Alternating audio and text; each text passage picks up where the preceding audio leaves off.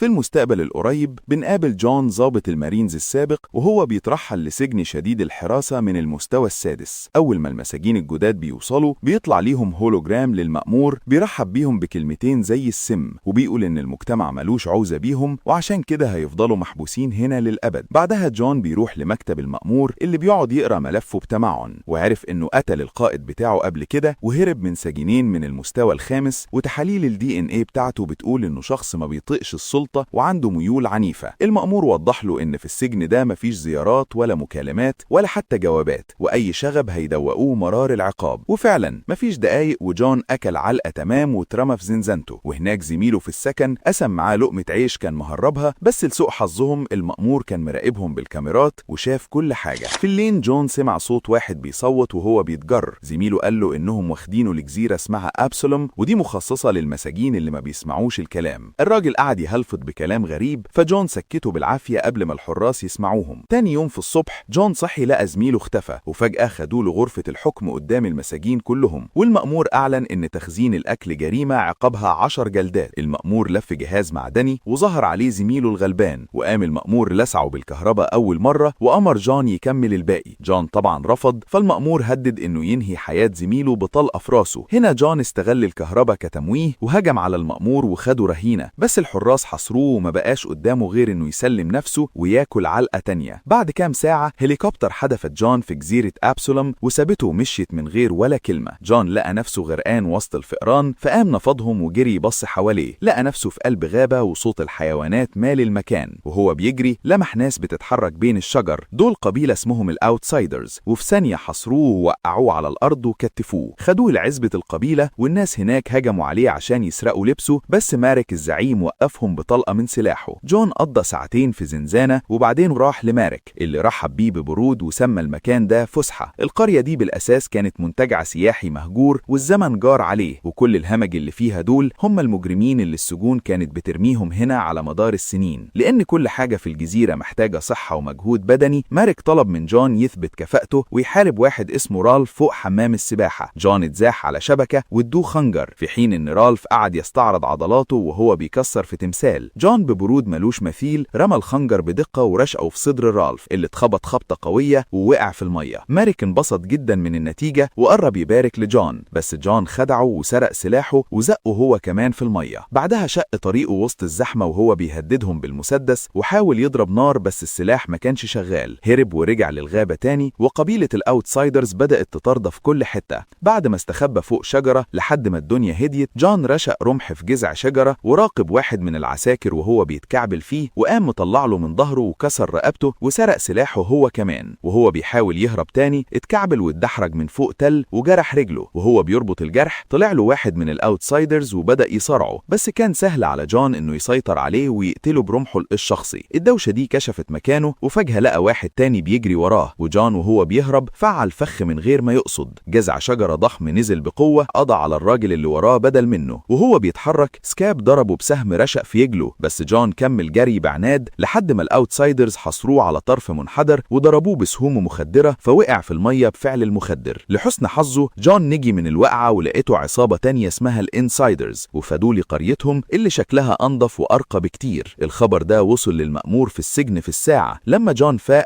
انبهر بالهدوء والنظام اللي عايشين فيه المساجين دول، وهو بيستكشف المكان حاول يدخل مبنى غميز، بس الهاكنز وسكال منعوه وقالوا له إن المكان ده ممنوع الدخول. بعدها جون قابل القائد اللي ملقبينه بالأب الفاذر اللي قال له إنه أول واحد يقدر يهرب من الأوتسايدرز وعرض عليه ينضم ليهم، بس جون كل اللي في دماغه إنه يهرب من الجزيرة وبس. بعدها قابل ديستارت اللي كان بيحاول يصلح المسدس البايظ، وجون ساعده بشوية أفكار وبدأت تتكون بينهم صداقة بسبب خبرتهم في الأسلحة. في الآخر ديستارت وهاكنز خدوا جون لبرج المراقبة وحاولوا يقنعوه إن فكرة الهروب من هنا مستحيلة.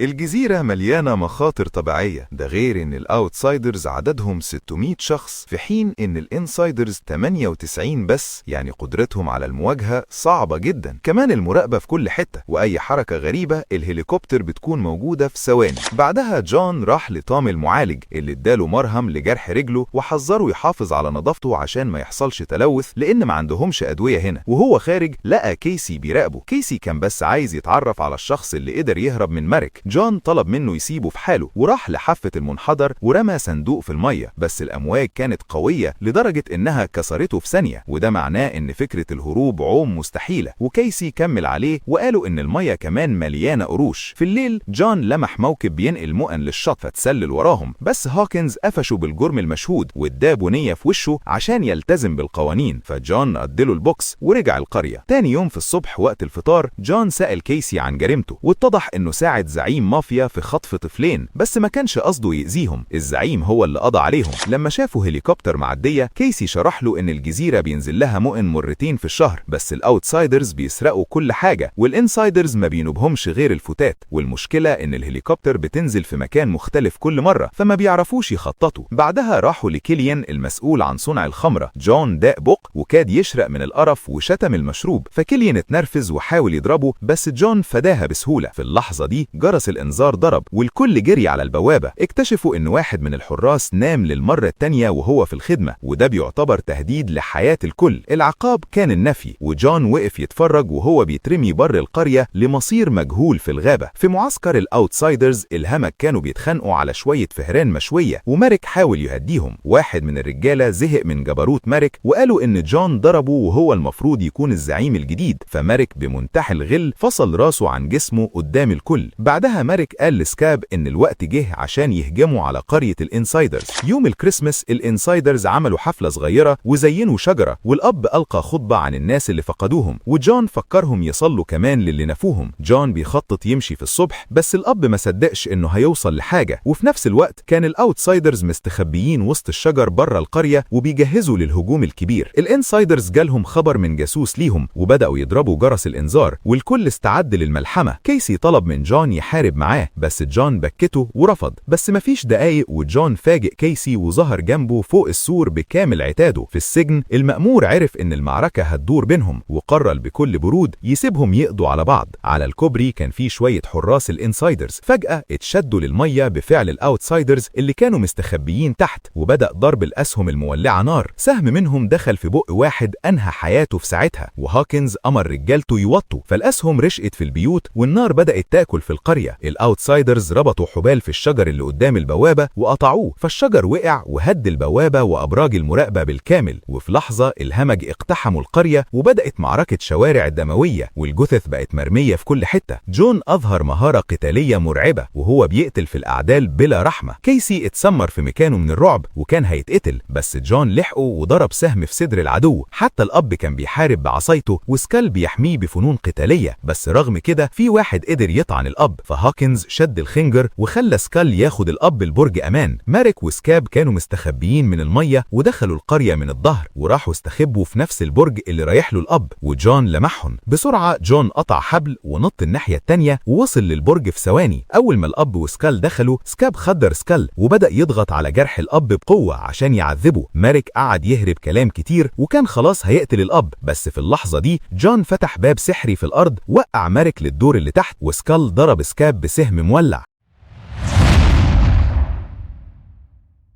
بدأت معركة تانية بين مارك وجون، والمستوى كان متعادل لحد ما سكاب اللي النار كانت واكلاه داخل بينهم، فمارك زقه من الشباك للمية. مارك خاف على عمره وأمر رجالته بالانسحاب وهربوا بره القرية. بعدها الانسايدرز لموا الجثث وحرقوها، والأب ألقى كلمة وداع، وجون واقف بيراقب النار من بعيد. والمنظر ده فكروا بيوم ما قضى على مدنيين بالغلط وقت الحرب. كيليان جاب لجون مشروب وقال له سر خطير، إن الأب هو الوحيد البريء في الجزيرة دي، لأنه اتسجن بتهمة إن مراته ماتت بجرعة مخدرات زيادة بشكل مريب، بس ما كانش فيه دليل ضده. تاني يوم في الصبح جون لمح شوية من الانسايدرز بيخرجوا مؤن بره القرية، مشي وراهم لحد الشط واتصدم لما عرف إنهم بانيين مركب في السر. رجع للأب اللي أكد له إنهم بيخططوا للهروب من زمان، والمركب دي من تصميم ديسارت وفيها نظام تبريد يخفيها عن الرادارات. للأسف في حساسات تانية كشفت المركب، وفجأة ظهرت الهليكوبترات وقضت عليها بوابل من الرصاص. حاولوا يضربوا المجموعة اللي بتراقب كمان، بس الانسايدرز استخبوا ورا الصخور في آخر ثانية. الأب استنتج إن المأمور أكيد زرع جاسوس وسطهم. جون طلب يكون على المركب الجاية، بس هوكنز والأب فهموه إن في رجالة مستنية دورها من سنين ولازم يحترم الدور. بعدها جون زار ديسارت ولقاه بدأ يبني مركب جديدة. جون سأله لو هيهرب فيها، بس ديسارت رفض وحكاله إنه من 30 سنة صنع قنبلة جبارة عشان الفلوس وتسببت في موت 50 بني آدم، وعشان كده شايف إنه يستحق السجن. جون لمح موتور قديم عنده بس ناقصه قطعة، الموزع، فراح للأب وعرض عليه صفقة. هيروح معسكر مارك يجيب القطعة الناقصة وفي المقابل ياخد مكان هو وكيسي في المركب الجاية. الأب وافق بشرط إن جون يوعده يحكي للعالم بره عن اللي بيحصل في الجزيرة عشان ينقذوا الباقي. هوكنز اداله خريطة وأمن طريق لمعسكر مارك، وديسارت جهزه بشوية قنابل مولوتوف. كيسي كان عايز يروح معاه بس جون رفض بشدة وقعد يخوفه من المخاطر لحد ما أقنعه يفضل مكانه. في الوقت ده مارك كان بيستعرض قدام رجالته ورمى رؤوس رؤساء العصابات التانية على الأرض، وأعلن إنه مش عايز أي معارك تانية ملهاش فايدة. بعد كام ساعة جون وصل لمعسكر الأوتسايدرز وتفاجئ إن كيسي مشي وراه طول الطريق من غير ما يحس، وفجأة كيسي داس على فخ وتعلق في شجرة، وقبل ما جون يلحقه الهمج هجموا عليه وخدوه للقرية. الجمهور قعد يضحك ومارك قعد يتنمر عليه وأمر رجالته يربطوا كيسي ويحطوا شظايا إزاز حوالين رقبته. جون استغل الزيطة دي وتسلل لجوه وقتل الحارس اللي على السلالم في ثانية، وبعد ما لقى القطعة الناقصة استخدم حبل وطلع البرج وقضى على 2 حراس كمان بكل هدوء. جون بص من الشباك لقى كيسي بيتعذب بطريقة وحشية، فرمى قنبلة مولوتوف جوه مبنى عملت انفجار هز المكان والناس بتجري تدور على اللي عمل كده. جون استغل الفرصة وجري يفك كيسي من آلة التعذيب، بس مارك كان قاري دماغه وقفله السكة.